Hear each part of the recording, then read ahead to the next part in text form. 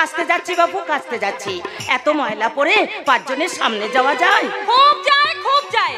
কাপড় জামা ময়লা থাকলে কিচ্ছু যায় আসে না, মনে ময়লা না থাকলেই হলো। দাও, এগুলো আমাকে দাও। থাক মা থাক, এমনিতেই তুই আমাদের সব কাজ করে দিস। এই 3টি দিন তোকে আর কিছুই করতে হবে না। না বাবু, লোকের কথা শুনতে আমি রাজি নই। ও মা, লোকে আবার কি বলবে শুনি? বলবে ছি ছি ছি ছি ছি ছি, কে বেগ গেলে মেরে তুই সুনন্দা। তোর শ্বশুর শাশুড়ি দয়া করে তোর মতো মূর্খ মেয়েকে ছেলের বউ করছে। না হলোই বা বিয়ে, তবুও তো তুই উজ্জ্বলের বাগদত্তা। চোখের উপর শাশুড়ির এত দুঃখ কষ্ট দেখে তুই মুখ বুজে থাকিস কি করে? এই, তোর কি লজ্জা বলে কিছুই নেই এসব কথা বলতে? এই, তোর জিভায় কি একটু আটকায় না? আহা, ছোটবেলা থেকেই তোমরা আমার লজ্জা ভেঙে দিয়েছো, সেই জন্য এখন আর আটকায় না। সুনন্দা, আর সত্যি কথা বলতে কি, আমার তেমন রূপও নেই আর বিদ্যা শিক্ষা তো নেই। একমাত্র কাজ দিয়েই তোমাদের মন ভুলিয়ে রাখতে হবে। পাক্কা বুড়ির মতো কথা বলিস না তো। যে বিদ্যা শিক্ষা তোর মধ্যে আছে, লক্ষ্মীর অংশে জন্ম ছাড়া তা কেউ পায় না।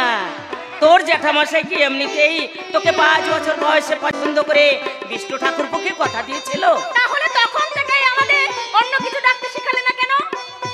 বিয়ের পর তোমাকে আমি শাশুড়ি বলে ভাববো কি করে? আর বিশেষ করে তোমাকে তো আমি কিছুতেই শাশুড়ি মা বলে ভাবতে পারবো না। না মা, আমাকে তো শাশুড়িও ভাবতে হবে না আর জ্যাঠাইমাও ভাবতে হবে না। তবে কি ভাববো? মা, মা ভাববি রে হতভাগী, মা। মা?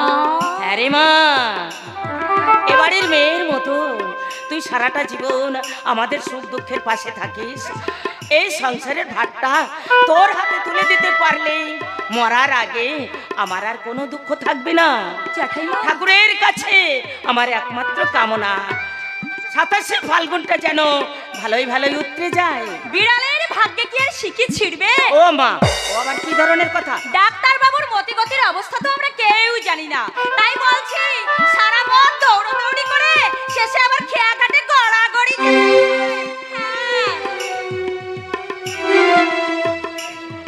অদ্ভুত মেয়ে সুনন্দা, যত দুঃখ কষ্টই থাক মুখের হাসিটুকু কখনোই মেলায় না।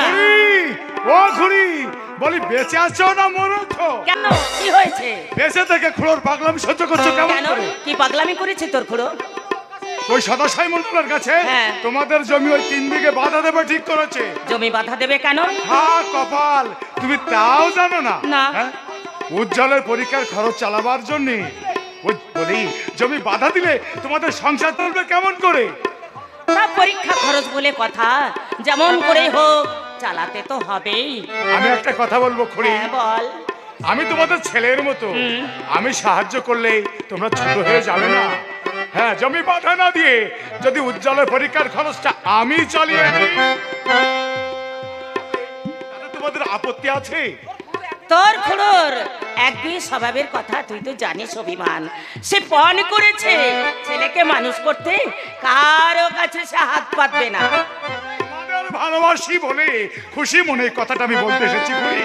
চিরদিন এই ভালোবাসাটুকু রাখি, তার বেশি আর আমরা তোর কাছে কিছুই চাই না। তুই বরং 27 তারিখের শুভ কাজটা যাতে শুভ সুস্থভাবে হয় সেদিকে লক্ষ্য রাখিস। আরে লক্ষ্য রাখার কথা বলতে হবে না খুড়ি, লক্ষ্য রাখার কথা বলতে হবে না।